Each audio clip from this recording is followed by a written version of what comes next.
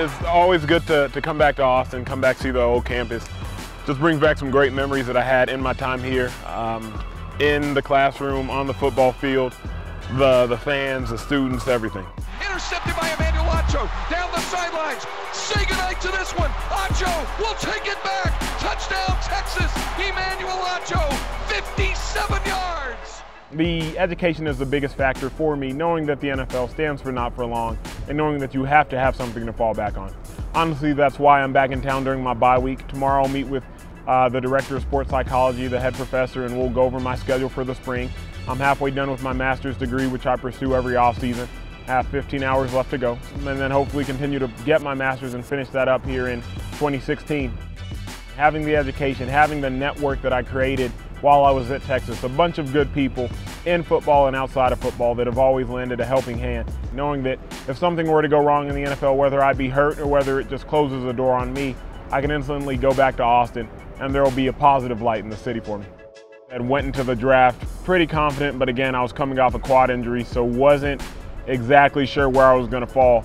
Ended up falling in the 6th round to the Cleveland Browns. My second preseason game, I tore my MCL completely, was placed on IR that year. Well, that year I decided to stay in Cleveland and sit in meetings. I could have went home, could have done rehab here in Austin, could have done rehab anywhere.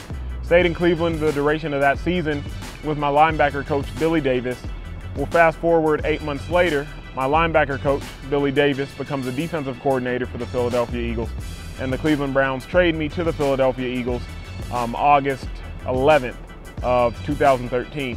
I'm now starting week 3 of the regular season against the Washington Redskins, against the likes of Keenan Robinson, Brian Arakpo, Colt McCoy, some former Texas guys.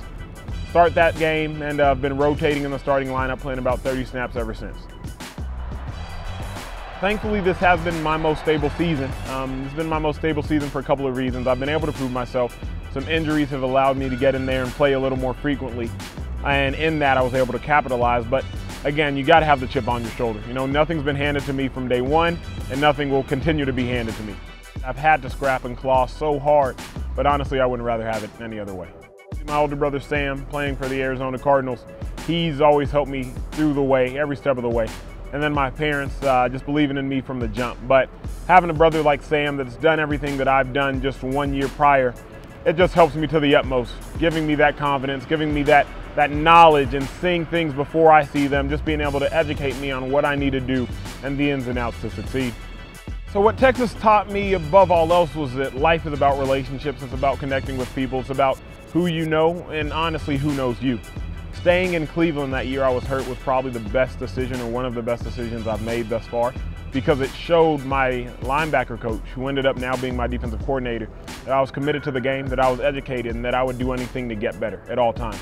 And so that was a big thing for me, for him now bringing me from Cleveland to Philly. So I learned a lot at Texas about just relationships, what they mean, and how they can help you in life.